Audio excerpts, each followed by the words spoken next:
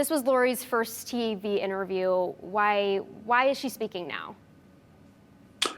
She has been wanting to for some time, I think. And she probably wanted to now because she would like to get a certain story out there in the public before the next trial, which is the one in which she is charged with killing or participating in the killing, conspiring to kill her husband, Charles, and conspiring to kill the husband of her niece. And those trials are coming up. She will represent herself, and I think she just as a self-appointed attorney for herself, she has decided that she should say something in public on Dateline. She's been talking to Dateline for some time. She's finally done it. Okay, so it's my understanding she's kind of always wanted to be on Dateline. Well, I didn't know this, but she has told others that she wanted to talk to me, and I was pleased to talk to her. Yeah. Okay. I think she felt that she had a story that she wanted me to disseminate, and I'm not sure she was happy with the way it went, but we'll see. Okay. So you went down to Arizona, obviously. How long was the interview? Were there any time constrictions with the jail? What was that experience like? There usually are, as you probably know. Jails will give you a half an hour maybe, or an hour at the most, and you feel lucky. But they gave us 90 minutes. But that was to include all the setup time. And so we would have probably a little less than an hour to talk to her. But it turned out that the jail staff, all the way from the top to the bottom, was also keenly interested in this. And they gave us extra time, not extra time in the interview, but extra time to get organized for us. So we were set up in a jail classroom, good-sized classroom. We had all kinds of time to make it look like a proper TV interview. We were able to set a camera in the hallway to show her being led from her cell to the room where we did the interview. And then we had the full 90 minutes to chat with her. And I thought, well, this is grand. We've got all kinds of time. Well, I didn't realize what I was going to be dealing with. All kinds of time wasn't quite enough time to talk to Lori Vallow. Why? Well, she had her own idea of, there was a story she wanted to sell. And that story, I think she probably as a strategy decided that she was going to fill the entire time with that story, because she would have known full well that I had some more difficult questions that I was going to try to get her to answer. She adopted the kind of strategy of saying, I'm the one who can tell you the truth. Everything else that's been said about me is a lie. And here's the truth. And by the way, getting there is going to take at least 90 minutes. So I had to keep trying to pull her away from that strategy and get talking to the things that mattered. Was she recounting what led up to this moment, or what was she going on about? She wanted to go on about her daughter, Tylee. And the history of her daughter, Tylee. She began with a story that when she was giving birth to Tylee, in the course of giving birth to her, she died and went to heaven and met the Tylee who was in heaven before she was born, and had a lovely time with her, and also was talking to Jesus there in heaven. And Jesus said to her that she should come to earth and live her life after all. And Tylee was going to be born. Tylee told her there in heaven that she was going to live a difficult life and would die young. She would have lots of illnesses, but she was still looking forward to being born. And this was a story that had all kinds of little hallways down which she could go on digressions that would take forever to get from one end to the other.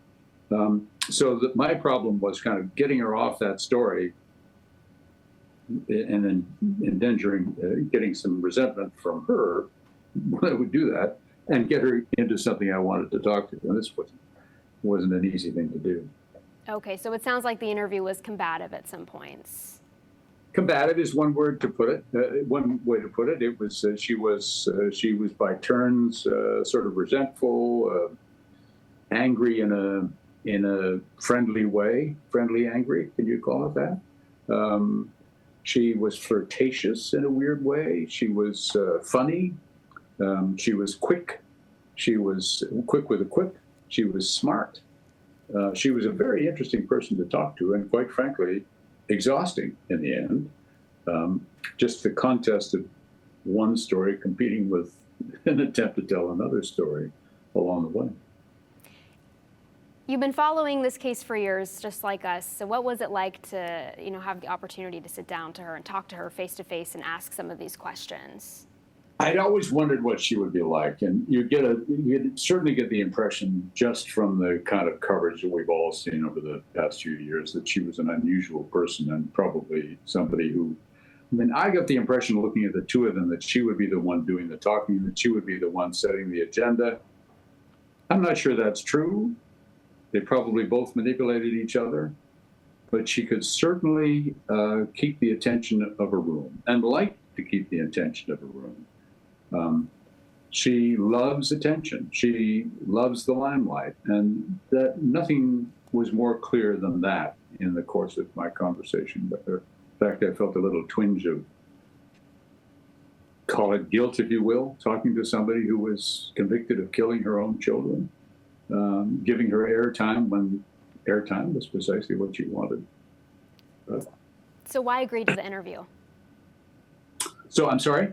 So why agree to the interview? Why give her that airtime? Well, because people want to know. I think the desire to know about her and what makes this woman tick was stronger than the anathema about what she did.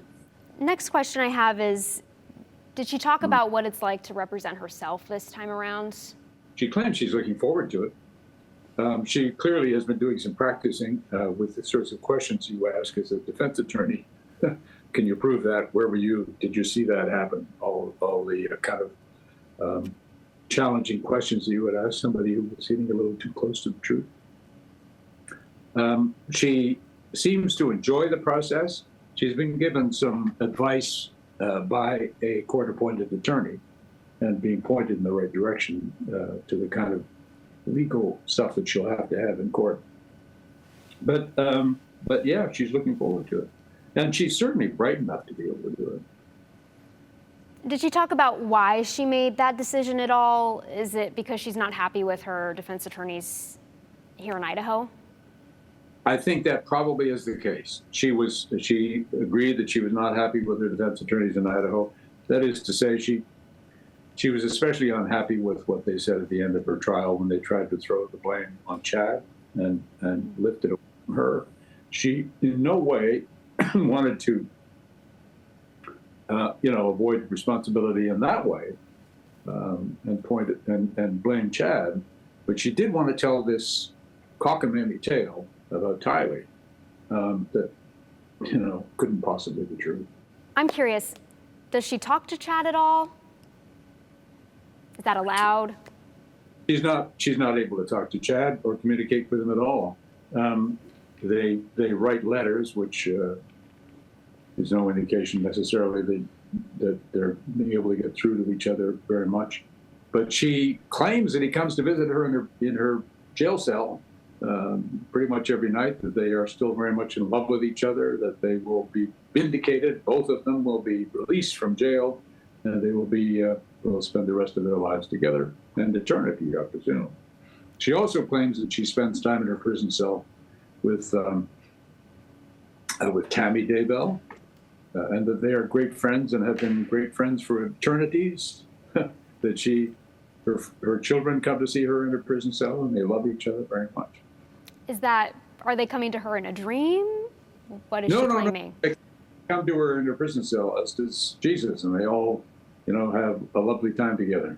And Jesus is a funny guy and a wonderful person that loves everybody and especially loves her.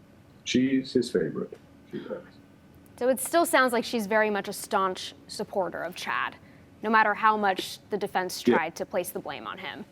Yes, and she was, as I say, she was unhappy with her attorneys for trying to do that. Okay.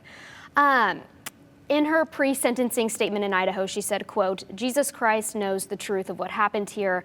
Jesus Christ knows that no one was murdered in this case." It seems like that's still her belief. It is very much her belief, and she was, as you will notice in that same statement, she was trying to set up the idea that this was a kind of a unintentional homicide followed by a suicide. Tragedies happen, suicides happen, remember in that statement? And that was kind of hinting at the story that she was trying to tell me. Tell me a little bit about these beliefs that she still holds. Yes, well, she certainly holds those beliefs, and they are all over the map, frankly, from what I can tell at least. I don't think she's changed in that respect at all. And as I say, she has offloaded the idea of any of these deaths being the responsibility of either of them. She claims that Tammy died of natural causes, that Charles was killed as a self-defense killing, just as they told police, that her children, was an unintentional homicide followed by a suicide, and that these happened, the same evening, and she walked in a few hours later and found their bodies, which the investigators were perfectly plain about could not possibly be the case. But she's sticking with that tale. She's going to keep trying to tell it. So if she's adamant that she had nothing to do with these murders, did she explain what happened? I guess she did a little bit for Tammy and. I mean, I wasn't letting her go there because I knew what you can let her spend the entire 90 minutes leading up to that story, which was her intention to do. But I had other things I wanted to talk about, and I knew where I could get that story, which is what she told her son Colby, and we will put that on our story too. That's part of the tale. Okay. She tried to tell Colby this story, and it broke his heart because he knows it's not true as well. Colby had not talked to her for a long time. He was very angry with her, clearly, and had been ever since these murders occurred, since he discovered them. And she, left him in the lurch before she did that. And then he decided he had to get some answers about what really happened. So he phoned her in jail, and they had a conversation which he recorded for his YouTube channel. And she lied to him about what happened, and he was furious would be too small a word. He is deeply, deeply hurt that she would continue to lie to him that way.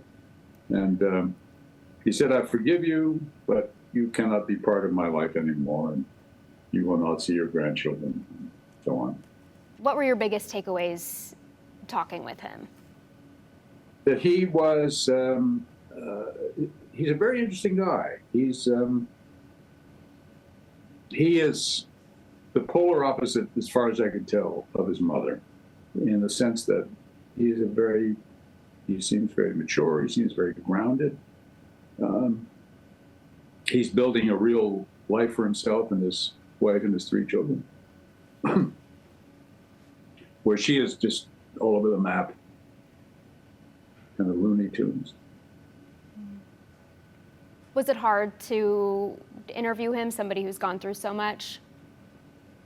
It was emotional. He was emotional. It was a genuine sadness that he feels for what happened to his siblings and his stepfather. The only father he really ever knew was Charles Vallow, and his mother. So it's been very difficult for him, but he's soldiering on. Well, we can wrap up here in just a couple minutes. But kind of my last questions for you. Is there a part of the interview that you're most excited for people to watch? Or something that you think is really illuminating? Obviously, you don't have to give it all away, but. Yeah.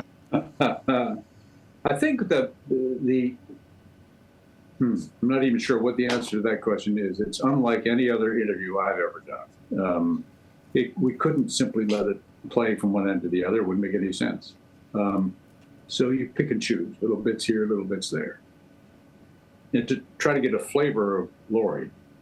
And Lori is, as I say, an interesting, quite engaging woman who loves attention, who makes no sense at all. So it was trying to get her to make sense was a chore. And that process is what you'll see in this program. But also you get a sense of what the character is, what she's like. Really, that's it. What she is like is a piece of work. It's quite remarkable. Okay. And she maintains her innocence or claiming her yes. innocence in Arizona case as well? She is innocent. Chad is innocent. Innocent in Arizona, innocent in Idaho. And she and he will live happily ever after. And then you also talked with several members of law enforcement, too. Who are being interviewed on television for the first time. And they revealed aspects of their investigation that helped illuminate for us just what happened. We had to guess at some things before. Now we know. And they were very caught up in this. This was an investigation that really affected them emotionally, deeply. Yeah. You would imagine kind of all-consuming for a number of years. Very much so, yeah. Okay. Anything else that you want people to know about this interview, about the 2-hour special? It's a fascinating look at a woman people have wondered about for years. And it turns out that she is infuriating and very interesting at the same time. Do you feel like you got all the questions answered that you wanted answered? Good Lord, no. Many, many more I would like to have answered. And I told her this, and she said, well, you'll have to talk to me again then. To which the jailer said, no, you won't. Just because she was trying to spin the whole time and deflect and take things her own way? Yes, and she would love to spin it again and do it as many times as anybody wanted to. I think she'd be interviewed every day if she could be.